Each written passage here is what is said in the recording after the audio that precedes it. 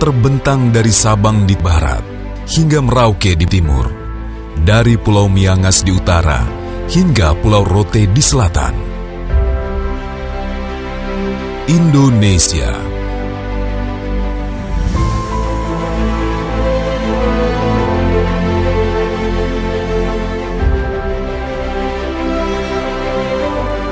Dengan populasi lebih dari 250 juta jiwa yang tersebar di ribuan pulaunya, konektivitas antar wilayah dan pemerataan pembangunan adalah keniscayaan yang harus diwujudkan.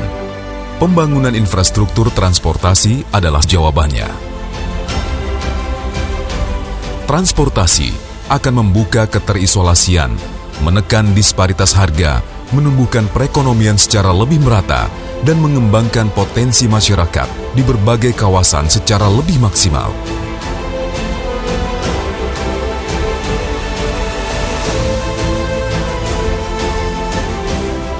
Inilah spirit yang terkandung di balik visi besar Nawacita yang digagas pemerintahan Joko Widodo Yusuf Kala.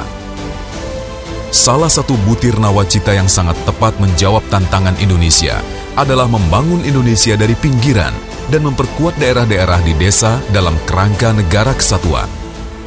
Pembangunan tidak lagi terfokus di Pulau Jawa, tetapi merata di seluruh wilayah hingga kawasan terluar, terdalam, terisolasi, dan rawan bencana. Inilah paradigma baru, Indonesia sentris.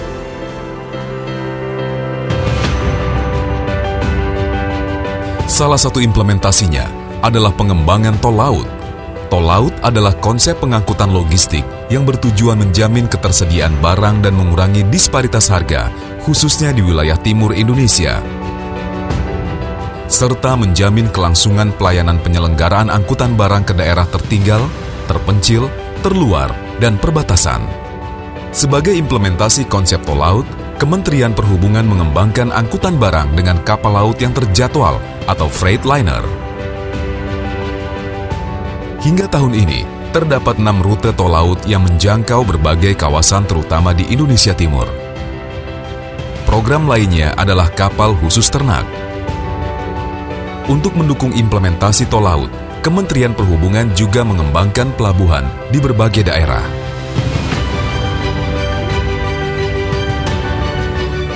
Selama tahun 2015, Kementerian Perhubungan menyelesaikan pembangunan 35 pelabuhan dan memperbaiki 160 pelabuhan.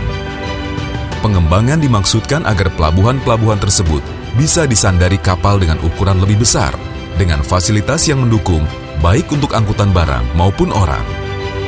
Pelabuhan yang telah diselesaikan pembangunannya diantaranya Pelabuhan Wasior di Kabupaten Teluk Wondama, Papua Barat, Pelabuhan Bungku Toko, Kendari, Sulawesi Tenggara, Pelabuhan Tahuna, Kepulauan Sangihe, Sulawesi Utara,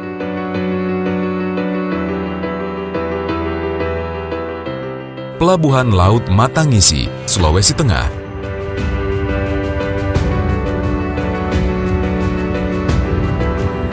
Pelabuhan Atapupu, Belu, Nusa Tenggara Timur,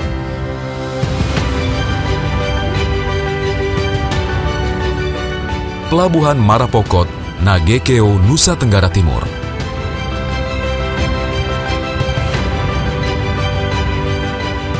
Pelabuhan Batu Merah, Ambon, Maluku,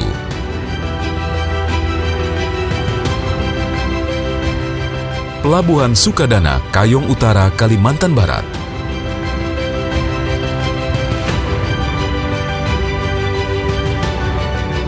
Pelabuhan Panarukan, Situbondo, Jawa Timur, Pelabuhan Calang, Aceh,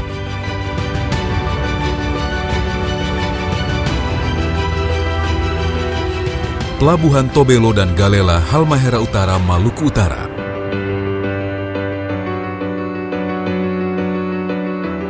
Pelabuhan Tutu Kembong, Maluku, dan puluhan pelabuhan lainnya di seluruh penjuru Nusantara, terutama di kawasan timur Indonesia.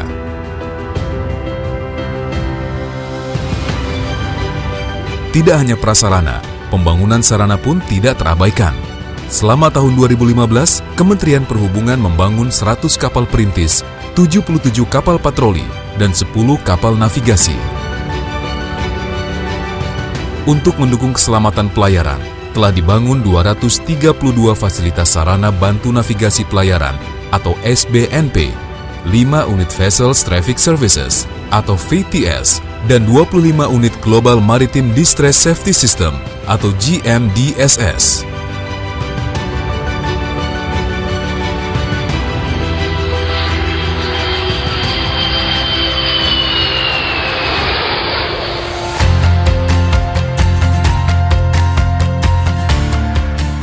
Di samping perhubungan laut, Kementerian Perhubungan juga melakukan percepatan pembangunan infrastruktur transportasi udara, di antaranya dengan membangun dan memperbaiki bandar udara yang tersebar di berbagai wilayah.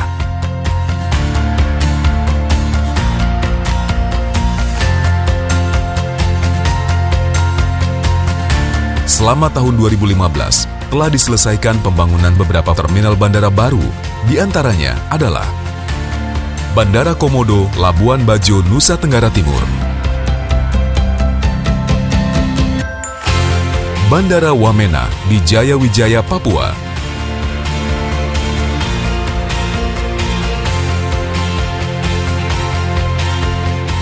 Bandara Rembele, Bener Meriah, Aceh.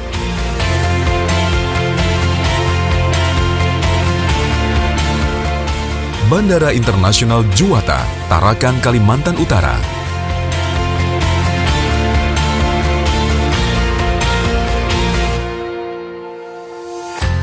Bandara Matahora, Wakatobi, Sulawesi Tenggara.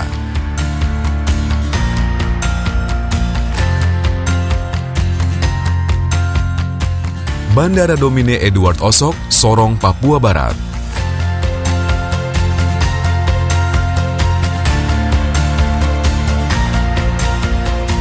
Bandara Mopah, Merauke, Papua.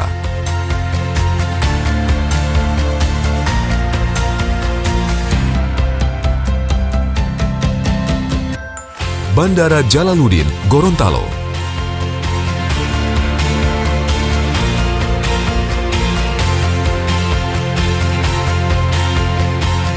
Bandara Bua, Luwu, Sulawesi Selatan.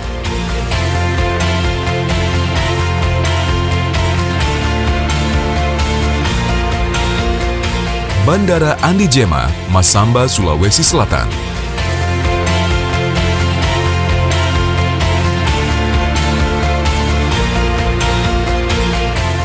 Serta puluhan bandara lainnya.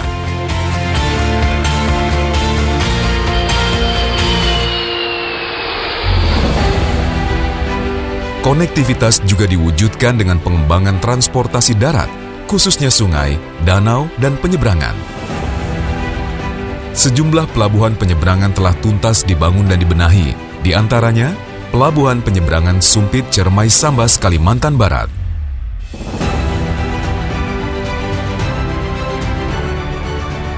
Pelabuhan Penarik Dabo Lingga, Kepulauan Riau.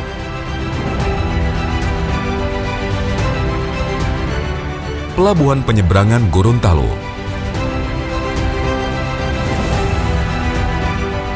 Pelabuhan Penyeberangan Amolengo, Konawe Selatan, Sulawesi Tenggara.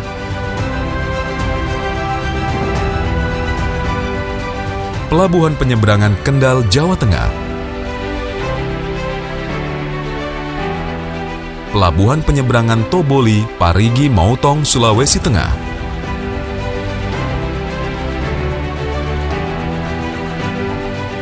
Untuk sarana transportasi berbasis jalan raya, Kementerian Perhubungan membangun 1.050 bus rapid transit untuk mendukung pengembangan angkutan massal di 16 provinsi.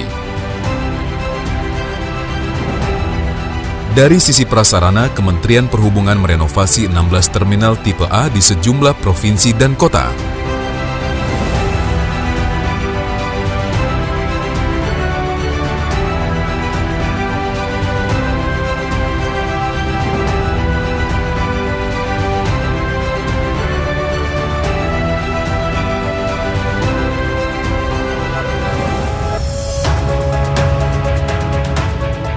konektivitas juga ditunjang oleh pengembangan transportasi perkeretaapian yang makin luas menjangkau wilayah Indonesia.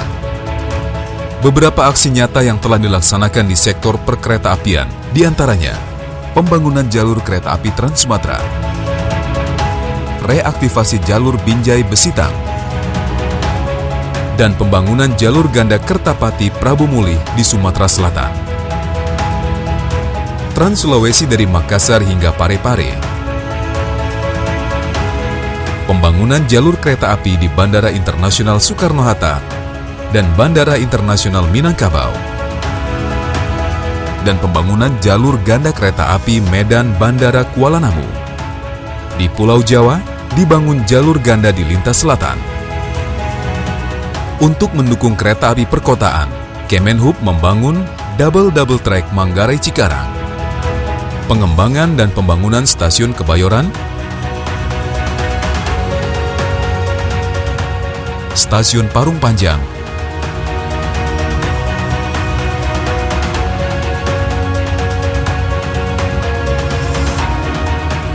stasiun Maja,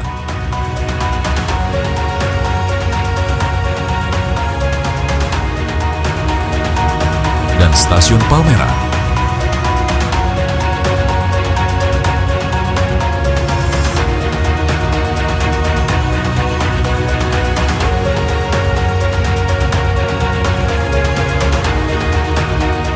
Membangun transportasi memerlukan dukungan sumber daya manusia yang kompeten dan profesional. Untuk itu, Kementerian Perhubungan membangun dan mengembangkan pusat-pusat pendidikan transportasi pada 26 kampus yang tersebar di seluruh Indonesia.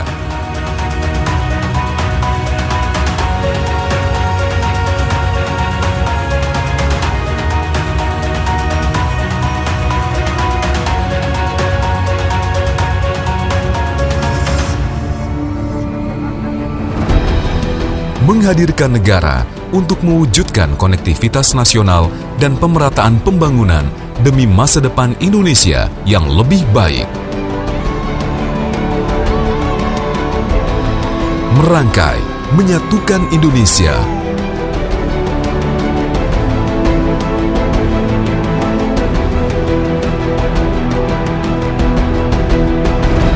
Kementerian Perhubungan Republik Indonesia.